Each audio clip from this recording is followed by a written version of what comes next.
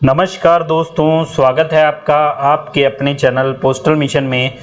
हम फिर से हाजिर हैं एक नई वीडियो एक नए टॉपिक के साथ। आज जो है हम आपके लिए पोस्ट ऑफिस गाइड पार्ट 2 के इम्पोर्टेंट 50+ क्वेश्चंस जो हैं लेकर आए हैं, जो प्रीवियस ईयर एग्ज़ाम्स में भी पूछे गए हैं और आने वाले एग्ज़ाम्स में भी पूछे जाने की उम्मीद है।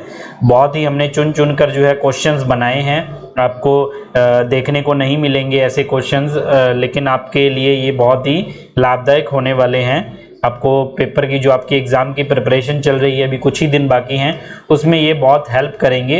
अलग अलग जो है क्वेश्चन पेपर से हमने ये चुन के बनाए और कुछ एक हमारे अपने जो है जो हमने अपनी तरफ से तैयार किए हैं, ताकि जो हमें लगे कि इम्पोर्टेंट है और हमें आपके साथ शेयर करने चाहिए। और हम उम्मीद करते हैं आपकी तैयारी जो है अच्छी चल रही होगी। आप हमें जो है पोस्टल मिशन की टीम को इन नंबर पर कांटेक्ट कर सकते हैं पेड बैचेस के लिए या और किसी भी क्वेरी के लिए। तो आज की वीडियो शुरू करते हैं। पहला क्वेश्चन है, how many categories postal article exchange in the foreign post are broadly divided. इसमें बोला गया है जो फॉरेन पोस्ट में पोस्टल आर्टिकल को कितनी कैटेगरीज में डिवाइड किया गया है। तो ऑप्शन है 2, 3, 4 या नन ऑफ दीज। सही जवाब हो जाएगा ऑप्शन ए 2। 2 कैटेगरीज में इसको डिवाइड किया गया है। अगला क्वेश्चन है, exchange of money orders, postal orders and cash on delivery item in foreign post are governed by. इसमें पूछा है कि मनी ऑर्डर, पोस्टल ऑर्डर और सीओडी आइटम जो हैं फॉरेन पोस्ट में जो गवर्न की जाती हैं, कौन कौन सी कंट्रीज के साथ हमारे जो समझौते हुए हैं वो किसके द्वारा हुए हैं। तो ऑप्शन है Universal Postal Union parcel post agreement, Universal Postal Convention, special bilateral agreement या ऑल ऑफ द अबव। इसका सही जवाब हो जाएगा option C, special bilateral agreement. Special bilateral जो है द्विपक्षीय जो है एग्रीमेंट हुआ है उसके अनुसार। अगला क्वेश्चन है, हेडक्वार्टर ऑफ एपीपीयू। एपीपीयू की हमें फुल फॉर्म पता होनी चाहिए, पता भी होगी बहुत से बच्चों को। Asian Pacific postal union. जो इंडिया भी है वो इसी का ही एक मेंबर है, एक पार्ट है एशियन पैसिफिक पोस्टल यूनियन का। उसका हेडक्वार्टर पूछा गया है, तो ऑप्शन ए है मनीला, जेनेवा, बर्न या नन ऑफ दीज। इसका सही जवाब हो जाएगा option C, Berne Switzerland. Berne Switzerland में इसका हेडक्वार्टर अभी स्थित है। अगला क्वेश्चन है, controller of foreign mail is located in. Foreign mail का कंट्रोलर हमें बताना है कहां पर है इंडिया में। वैसे तो फॉरेन पोस्ट ऑफिस बहुत जगह है, जैसे इंडिया में दिल्ली, मुंबई, चेन्नई, कोलकाता, लेकिन कंट्रोलर ऑफ फॉरेन मेल बताना है। तो ऑप्शन है अहमदाबाद, दिल्ली, मुंबई, कोलकाता। इसका सही जवाब हो जाएगा ऑप्शन सी, मुंबई में कंट्रोलर ऑफ फॉरेन मेल है अगर पूछा जाता है तो। अगला क्वेश्चन है, a warehousing charge at the rate per day should be collected from the addressee of a foreign packet at time of delivery if it waits. इसमें पूछा है वेयर हाउस चार्जेस हमें पता है इनलैंड पार्सल के लिए भी लगते हैं और फॉरेन पार्सल के लिए भी, लेकिन इसमें पूछा है कि कोई पैकेट के लिए warehouse charges per day जो लिए जाते हैं वो कितने ग्राम से ऊपर का पैकेट होगा तब हमें लगेंगे। तो ऑप्शन है मोर देन 20 ग्राम, मोर देन 100 ग्राम, मोर देन 500 ग्राम और मोर देन 200 ग्राम। इसका सही जवाब हो जाएगा option C, more than 500 grams. आधा किलो से ऊपर का पैकेट होगा तो उस पर वेयर हाउस चार्जेस लगेंगे, वरना नहीं लगेंगे। अगला क्वेश्चन है, correspondence originally posted in India and returned will be treated on delivery. मतलब कोई पार्सल या कोई आर्टिकल इंडिया से गया था, पोस्ट हुआ था, लेकिन वो वापिस आ गया, उसे कैसे ट्रीट किया जाएगा। If originally prepaid to its first address it will be delivered free of charge. अगर हमने भेजते टाइम पूरे पेमेंट की थी, पूरी टिकट्स लगी हुई थी और वो वापस आ गया, तो इसे फ्री ऑफ चार्ज जो है डिलीवर कर दिया जाएगा सेंडर को। बिल्कुल सही है। अगला ऑप्शन है, if originally unpaid or insufficiently paid to its first addressee it will be charged as if it had come direct from place of its first destination. मतलब अगर हमने इंडिया से भेजा और वो अनपेड या इनसफिशिएंटली पेड था, कम टिकट्स लगी थी, तो उसे जब वो वापस आएगा तो उसे ऐसा माना जाएगा कि वो जो है वो डेस्टिनेशन कंट्री से फ्रेश है जो पोस्ट हुआ है, मतलब उसका चार्ज जो है वो सेंडर से कलेक्ट किया जाएगा। ये भी सही है, तो इसका सही जवाब हो जाएगा option C, both A and B. ध्यान से पढ़ना है क्वेश्चन को, कंफ्यूज नहीं होना है। अगला क्वेश्चन है undeliverable foreign mail is returned by. जो अनडिलीवरेबल फॉरेन में मेल गई थी वो डिलीवर नहीं हो पाई, वो किस द्वारा वापस किए जाती है, कौन से रूट द्वारा? सरफेस द्वारा, air if the sender specifically requested and ready to bear the charges, both A and B, no need to return. मतलब वो बोल रहे हैं सरफेस से की जाती है, बिल्कुल सरफेस से भी की जाती है, बाय एयर भी की जाती है अगर सेंडर बोले कि मुझे जल्दी चाहिए और जो चार्जेस लगेंगे वो देने को तैयार है, तो ये भी सही है। तो ऑप्शन सी जो है बोथ ए एंड बी सही जवाब इसका हो जाएगा। अगला क्वेश्चन है custom declaration form are of how many time. Custom declaration form हमें पता है, हमें जो फॉरेन आर्टिकल बुक करते हैं उस टाइम CN बाई CN 23 हमने सुना है, जो 300 SDR से कम वैल्यू के लिए कौन सा फॉर्म लगता है और उससे ऊपर वैल्यू के लिए, तो कितने टाइप के होते हैं? तो हमें पता है CN 22 होता है और CN 23 होता है। ऑप्शन ए, दो तरह के जो है कस्टम डिक्लेरेशन फॉर्म होते हैं। अगला क्वेश्चन है to which country reply post card service is available at inland rate. Reply post card service India post की एक सर्विस है ना, जिसमें समझ लो दो तरह के कार्ड होते हैं, एक कार्ड वापस आ जाता है, लेकिन वो इनलैंड रेट पर कौन कौन सी कंट्रीज के लिए अवेलेबल है? अब ये यूरोपियन कंट्रीज वगैरह के लिए तो होगा नहीं, क्योंकि जो है ये इनलैंड रेट पर अवेलेबल नहीं होंगी, बहुत दूर हैं वो कंट्रीज। तो इसमें ऑप्शन है भूटान, बांग्लादेश, नेपाल या ऑल ऑफ दीज। इसका सही जवाब होगा option D, all of these, इन सभी कंट्रीज के लिए अवेलेबल है। अगला क्वेश्चन है पोस्टेज स्टैंप और postal franking machine impressions should be applied to top right hand corner of the address side. Post card having stamp affixed on the back are liable to be treated. इसमें बोला है कोई भी article है जिस पर postage stamp या franking है वो एड्रेस साइड के टॉप राइट हैंड कॉर्नर पर होनी चाहिए, और अगर कोई पोस्ट कार्ड है जिसके पीछे कोई स्टैंप लगी हुई है तो उसे क्या माना जाएगा? तो ऑप्शन ए है अनपेड, ऑप्शन बी है पेड, ऑप्शन सी है बोथ ए एंड बी या नन ऑफ दीज। इसका सही जवाब होगा ऑप्शन ए, इसे अनपेड मान लिया जाएगा। अगला क्वेश्चन है what is the maximum weight limit of registered newspaper in case of foreign post article. Foreign post में रजिस्टर्ड न्यूज़पेपर का मैक्सिमम वेट कितना है? 1 kg, 2 kg, 3 kg, 5 kg। इसका सही जवाब होगा option B, 2 kg maximum weight है, जितना एक आर्टिकल का वेट होता है। Maximum weight of bulk bag M bag जो हम बोलते हैं, बल्क बैग का मैक्सिमम वेट कितना है? 20 kg, 30 kg, 35 या 25, ये चार ऑप्शंस है। इसका सही जवाब होगा not more than 30 kg, 30 kg से ज्यादा बल्क बैग का वेट नहीं हो सकता है। The application to bulk bag facility for dispatch to foreign country should be made to.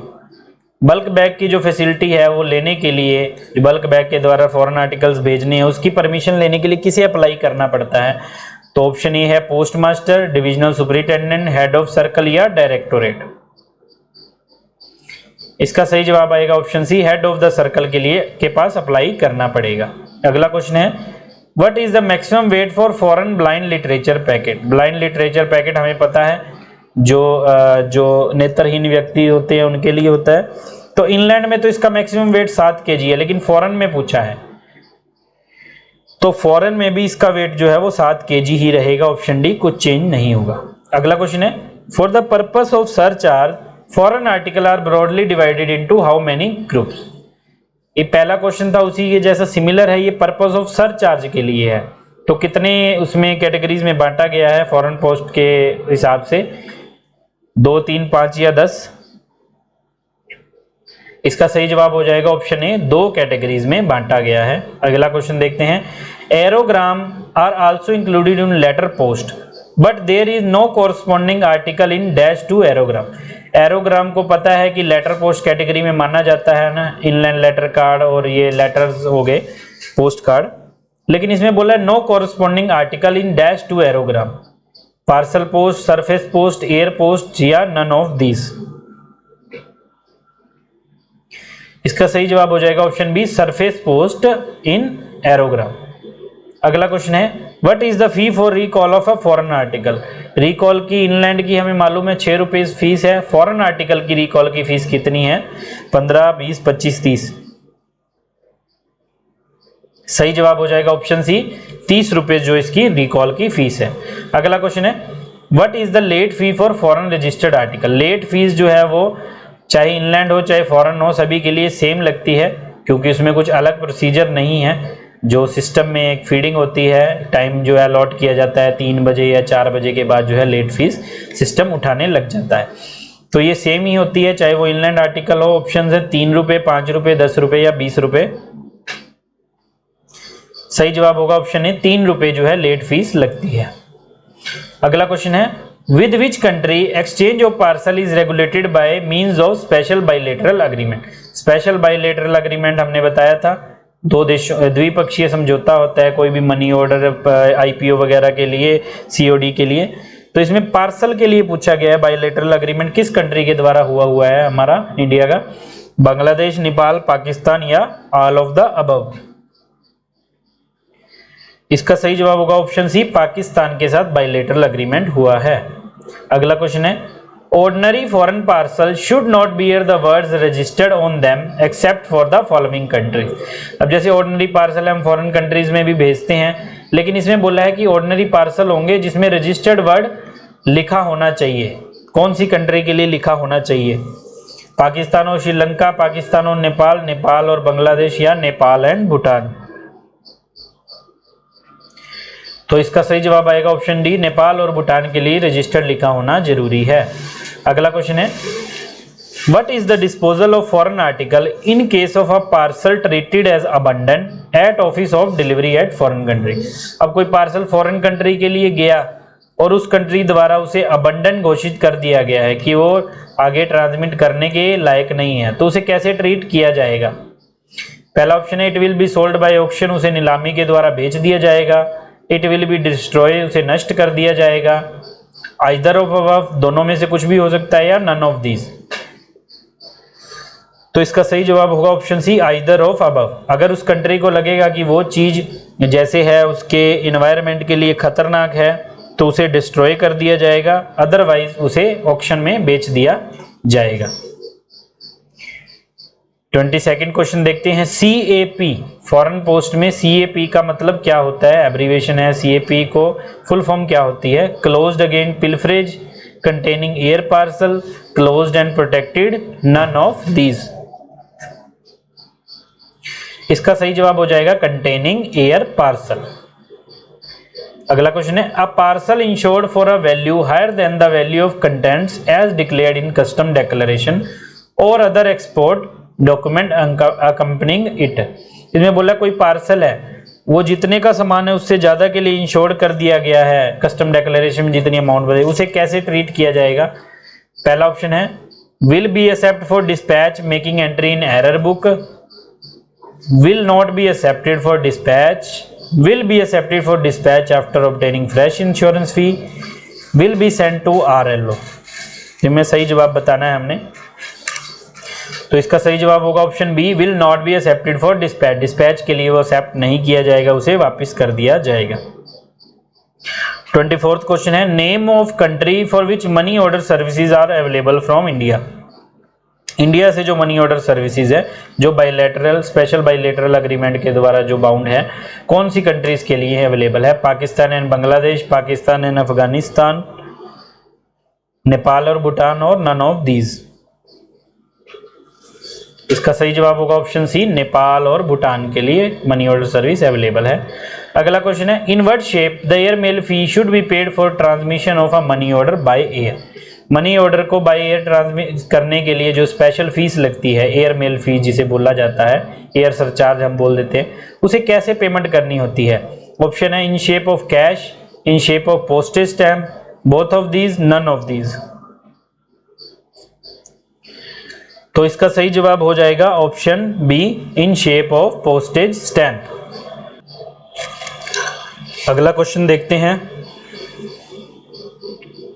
Custom check is prescribed for. Custom check जो होती है, कस्टम क्लियरेंस या कस्टम जो ओपनिंग क्लोजिंग और कस्टम ड्यूटी लिवाई करनी है, वो किसके लिए प्रिस्क्राइब है? Incoming foreign mail, outgoing foreign mail या बोथ कैटेगरीज? तो हमें पता है ऑप्शन सी बोथ कैटेगरीज, चाहे वो डाक बाहर से आएगी चाहे जाएगी, दोनों के लिए कस्टम चेक जो जरूरी है। अगला क्वेश्चन है where the control leads to detention of a postal article, its opening for examination, imposition of duty or the production of documents by sender or addressee, these function are carried out only in selected places। ये बोल रहा है कोई भी article जो detention होती है, जो फॉरेन पोस्ट के लिए भेजा गया है, लेकिन कस्टम अथॉरिटीज़ को लगता है उसे चेक करना चाहिए, कुछ भी डॉक्यूमेंट्स चाहिए, तो एड्रेसी या सेंडर से जो डिमांड करते हैं, ये सब जो कार्यवाही है वो कौन से ऑफिस में होती है? ऑप्शन ए है custom department, option B excise department, option C foreign post office, ये option D all of the above. इसका सही जवाब होगा option C foreign post office. Foreign post office जो है वो डिपार्टमेंट ऑफ पोस्ट का एक ऑफिस होगा और इसमें क्या होगा, जो कस्टम डिपार्टमेंट के ऑफिसर्स होते हैं वो ये सब चेकिंग करते हैं और कस्टम ड्यूटी किस पर कितनी लगानी है वो देखते हैं। अगला क्वेश्चन है principal postal appraiser and postal appraiser are the officers who deal with complaints about the assessment of duty in respect of foreign postal article they belong to। जैसा कि हमने पिछले क्वेश्चन में बताया, कस्टम डिपार्टमेंट के officers होते हैं foreign post office में, जो चेक करते हैं जो भी सामान जा रहा है, किस पर कितनी कस्टम ड्यूटी लगनी है रूल्स के हिसाब से, तो उन्हें पोस्टल अप्रेजर या प्रिंसिपल पोस्टल अप्रेजर बोला जाता है। वो कौन से डिपार्टमेंट से बिलोंग करते हैं ये पूछा गया है, तो डिपार्टमेंट ऑफ पोस्ट के नहीं होते हैं, एविएशन के नहीं, एक्सटर्नल अफेयर के नहीं, option B department of customs के वो ऑफिसर होते हैं। Which offices are authorised to issue receipt for custom duty paid if required by the addressee. अब जैसे कोई आर्टिकल डिलीवर हुआ है एड्रेसी को और उस पर कस्टम ड्यूटी लगी थी, सपोज कीजिए 500 रुपये, तो जो एड्रेसी है उसने बोला कि मैं कस्टम ड्यूटी दे दूंगा लेकिन मुझे इसकी रिसिप्ट चाहिए, तो वो रिसिप्ट कौन इशू कर सकता है? Foreign post office, head post office, sub post office, only A and B. इसका सही जवाब होगा ऑप्शन बी, सिर्फ हेड पोस्ट ऑफिस जो है वो इसकी रिसिप्ट इशू कर सकता है। अगला क्वेश्चन है custom clearance fee will be charge at the time of, custom clearance fees हमने बताई, कस्टम क्लियरेंस फीस लगी है उसकी रिसिप्ट दी जाती है। कस्टम क्लियरेंस फी किस टाइम जो है कलेक्ट की जाती है? बुकिंग के टाइम, डिलीवरी के time, examination eight foreign post office, one of these. तो बुकिंग के टाइम तो हमें नहीं पता है, एग्जामिनेशन में भी नहीं पता, डिलीवरी के टाइम जो है इसकी फीस कलेक्ट की जाएगी जो है एड्रेसी से। अगला क्वेश्चन है section of PO guide part 2 deals with prohibitions and restriction. तो हमने आपको हर वीडियो में बताया आपको क्लॉज और सेक्शंस याद होने चाहिए। पीओ गाइड 1 में तो सभी क्लॉज भी इंपॉर्टेंट है, लेकिन पीओ गाइड 2 में चलो आप अगर सेक्शन भी याद कर लेते हैं तो वो भी बहुत है, सेक्शन याद होने जरूरी हैं। तो हमें बताना है प्रोहिबिशन और रेस्ट्रिक्शन कौन से सेक्शन में आता है, सेक्शन 10, 11, 12 या 5। इसका सही जवाब होगा ऑप्शन ए, सेक्शन 10 जो है प्रोहिबिशन एंड रेस्ट्रिक्शन से डील करता है। अगला क्वेश्चन है if foreign parcel is return to sender for having content prohibited articles what is liability of sender. अगर फॉरेन पार्सल रिटर्न आ गया है सेंडर के पास और उसमें प्रोहिबिटेड आर्टिकल है जो नहीं जा सकते थे, सपोज कीजिए फॉरेन पोस्ट ऑफिस ने ही वापस कर दिया, तो उसकी क्या लायबिलिटी बनेगी? वो क्या जो है वो डिपार्टमेंट ऑफ पोस्ट उसके साथ कैसे डील करेगा, जो है सेंडर को क्या कुछ करना पड़ेगा? ऑप्शन है deliver to sender free of charge, charge of conveyance resulting there from are recoverable, parcel is forfeited at country of destination, none of this. तो delivered to the sender free of charge ये तो नहीं होगा, parcel forfeited भी नहीं होगा क्योंकि वो तो वापस आ गया है। Charge of conveyance resulting there from are recoverable, अगर कोई भी चार्ज एक्स्ट्रा लगा है, जैसे पार्सल को भेजा और उसे वापस करने में जो भी कुछ एक्स्ट्रा चार्ज लगा है वो सेंडर को देना पड़ेगा। अगला क्वेश्चन है maximum wait for air parcel. हमें पता है पार्सल का और एयर पार्सल का दोनों का वेट मैक्सिमम 20 kg है, लेकिन पीओ रेगुलेशन 2024 के हिसाब से 35 kg का वेट हो गया है, लेकिन इसमें पुराना पूछा गया तो ऑप्शन डी 20 kg का सही जवाब आ जाएगा। अगला क्वेश्चन है what are the mandatory forms to be filled by the sender of a foreign parcel at the time of booking in India. Foreign parcel कोई भी भेज रहा है उसे कौन कौन से फॉर्म जो है वो फिल करने पड़ते हैं eight the time of booking? Custom declaration form करना पड़ता है, डेक्लेरेशन इन पीपी फॉर्म करना पड़ता है, both A and B, none of the above. तो बहुत आसान है, बोथ ए एंड बी इसका राइट आंसर हो जाएगा। अगला क्वेश्चन है what are the offices authorised to deliver foreign parcel. Foreign parcel जो है वो कौन से ऑफिस ऑथराइज होते हैं डिलीवर करने के लिए? तो foreign parcel office of exchange से होकर, फॉरेन पोस्ट ऑफिस से होकर जो है आरएमएस के थ्रू डिलीवरी पोस्ट ऑफिस में जाता है, लेकिन उसका डिलीवरी प्रोसेस जो है वो बिल्कुल सेम है। तो ये क्या होगा, फॉरेन पोस्ट ऑफिस में तो डिलीवर होता नहीं है, ऑफिस ऑफ एक्सचेंज में भी होता नहीं है। ऑल डिलीवरी पोस्ट ऑफिस वे ये चाहे एचओ हो, जीपीओ हो या फिर एसओ हो, सब जगह ये डिलीवर हो जाता है फॉरेन जो है आर्टिकल। अगला क्वेश्चन है which is a type of custom declaration form. Custom declaration form हमने पढ़ा था 2 टाइप्स के होते हैं। नीचे पूछा गया है 4 ऑप्शन है, इनमें से कौन सा एक कस्टम डेक्लेरेशन का टाइप है? CN22 भी एक टाइप है बिल्कुल, CN23 भी टाइप है बिल्कुल, both A and B. Option C जो है इसका राइट आंसर हो जाएगा, बोथ ए एंड बी जो है कस्टम डेक्लेरेशन फॉर्म। हमें पता है 300 SDR से नीचे तो है CN22 लगता है और 300 SDR से ऊपर CN23। आपको ये याद जरूर करना है, बट आपको जो है बुकिंग के टाइम जो है सिस्टम ऑटोमेटिकली फॉर्म जनरेट करता है, हमें कुछ भी जरूरत नहीं होती, हमें सिर्फ वैल्यू डालनी पड़ती है कंटेंट की, वो भी बुकिंग वाले जो सेंडर है उससे पूछकर डालनी है और कस्टम डेक्लेरेशन फॉर्म पर उसके साइन जरूर करवाने हैं। अगला क्वेश्चन है what is the registration charges of international M bag. हमने एम बैग जो बल्क बैग का पूछा था 30 kg इसका मैक्सिमम वेट होता है, अब इसके रजिस्ट्रेशन चार्जेस पूछे गए हैं। तो ऑप्शन ए है 500 रुपए, 750, 1000 या 200। इसका सही जवाब हो जाएगा ऑप्शन बी, 750 रुपए रजिस्ट्रेशन चार्जेस होते हैं। अगला क्वेश्चन है what amount will India Post gets for delivering foreign parcel. India Post को जो है फॉरेन आर्टिकल डिलीवर करने के लिए अलग अलग अमाउंट्स जो है मिलती हैं, कमीशन हम जिसे बोल सकते हैं। लेटर के लिए अलग है, वीपी पार्सल के लिए अलग है, पार्सल के लिए अलग है, ऐसे अलग अलग कैटेगरीज ऑफ आर्टिकल के लिए अलग अलग है। हमें फॉरेन पार्सल के बारे में पूछा गया है 2 SDR, 3 SDR, 7 SDR और 5 SDR।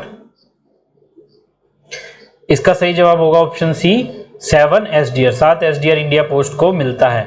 और इसमें एक इंपॉर्टेंट बात यह है कि जितने पैसे इंडिया पोस्ट को मिलते हैं कोई भी आर्टिकल फॉरेन डिलीवर करने के लिए, उतने ही फॉरेन पोस्ट को भी मिलते हैं कोई भी इंडिया का जो आर्टिकल डिलीवर करने के लिए।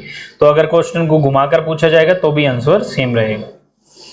अगला क्वेश्चन है what are the modes of transmission of foreign letter on which postage is charge. कोई भी आर्टिकल है जिसपे पोस्टेज प्रीपेड है, फुल्ली प्रीपेड है, कुछ भी ड्यू नहीं है, उसके क्या क्या मोड है ट्रांसमिट करने के, भेजने के लिए? सरफेस रूट से जा सकती है, सरफेस और एयरलिफ्ट से, बाय सरफेस एयरमेल और surface airlift by airmail only.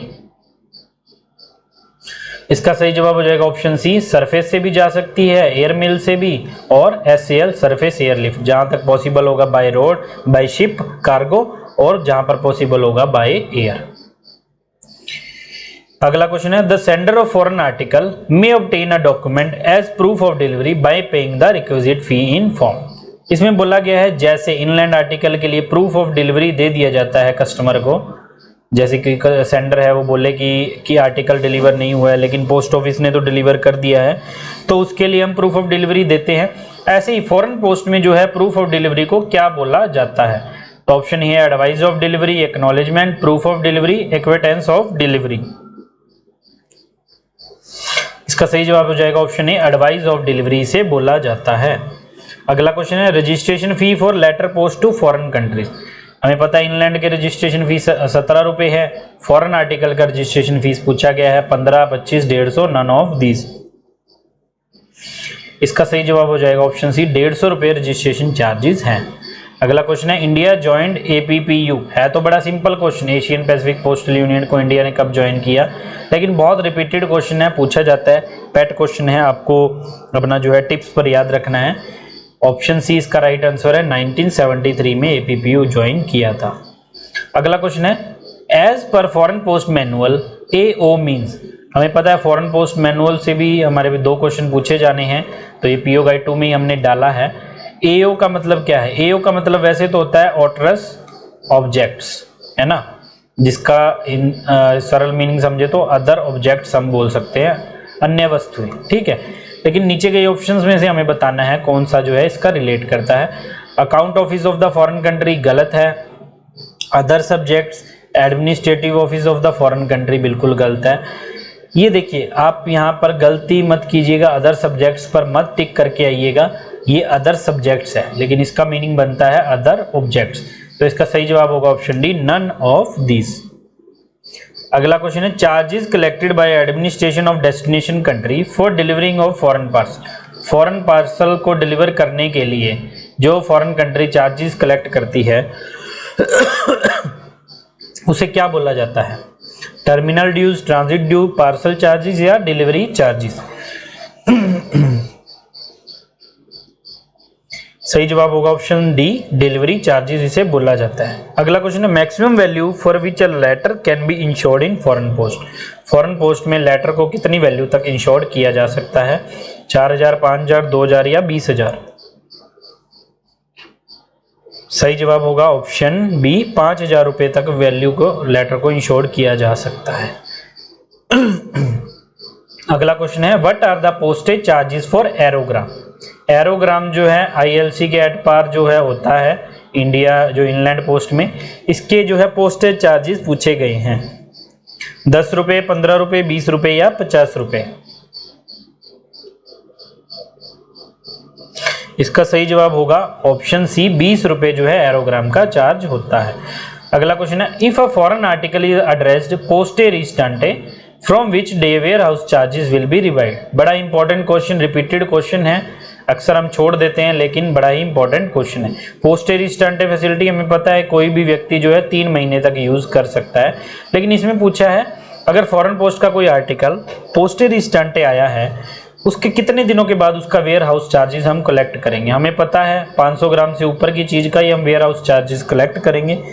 तो इसमें पूछा है 31वें दिन से, 21वें दिन से, 8वें दिन से या 15वें दिन से?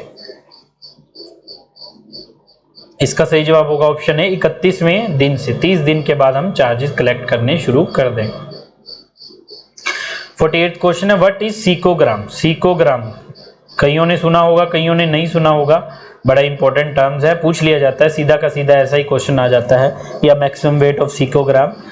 तो क्या बोला जाता है इसे? एरोग्राम, यूरोगिरो, ILC या ब्लाइंड लिटरेचर?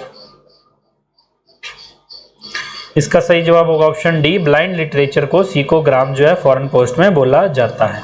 अगला क्वेश्चन है, Die Post belongs to. Die Post belong, ये क्वेश्चन 2-3 एग्जाम्स में आया हुआ है, एक ही साल में आया था। इंपॉर्टेंट क्वेश्चन है, पूछा जा सकता है डाई पोस्ट जो है कौन सी कंट्री से बिलोंग करता है? फ्रांस, जर्मनी, स्विट्जरलैंड या ग्रीस? इसका सही जवाब होगा ऑप्शन सी, स्विट्जरलैंड। स्विट्जरलैंड में डाई पोस्ट का इस्तेमाल किया जाता है।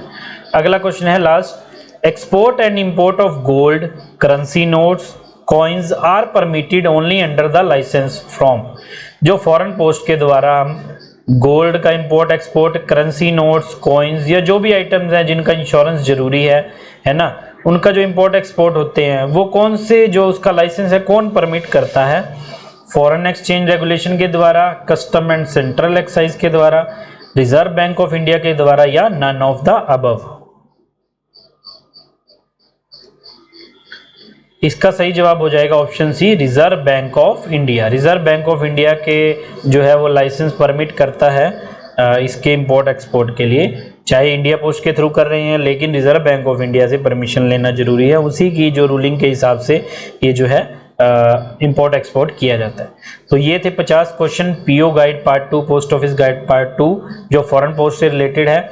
10 नंबर का इससे जो है PASA के एग्जाम में जो है सिलेबस आता है और 10 नंबर के क्वेश्चंस पूछे जाते हैं। और हमने आपके लिए जो क्लास तैयार की, बड़े इंपॉर्टेंट क्वेश्चन थे, प्रीवियस ईयर्स में पूछे गए, और कुछ एक क्वेश्चन है जो हमें इंपॉर्टेंट लगे कि आगे पूछे जा सकते हैं। तो आप एक भी क्वेश्चन स्किप मत कीजिएगा और वीडियो को जो है देखिएगा, सुनिएगा। आपको वीडियो उम्मीद है अच्छी लगेगी। आप वीडियो को ज़्यादा से ज़्यादा शेयर कीजिए, लाइक कीजिए, अपने कोलीग्स के साथ शेयर कीजिए ताकि उनका भी फ़ायदा हो सके और आप उन्हें भी मोटिवेट कीजिए तैयारी करने के लिए। पोस्टल मिशन की टीम को कांटेक्ट करने के लिए आप इन नंबर पर व्हाट्सएप, टेलीग्राम के माध्यम से पहुंच सकते हैं। आपको इस वीडियो से या पिछली कोई भी वीडियो से रिलेटेड कुछ भी क्वेरी हो, कुछ भी डाउट हो, आप हमें इन नंबर पर कांटेक्ट कर सकते हैं। हमारे पेड बैचेस जो हैं वो चल रहे हैं और जो आगे भी शेड्यूल्ड है, तो पोस्टल मिशन की टीम आपके लिए हमेशा अवेलेबल है।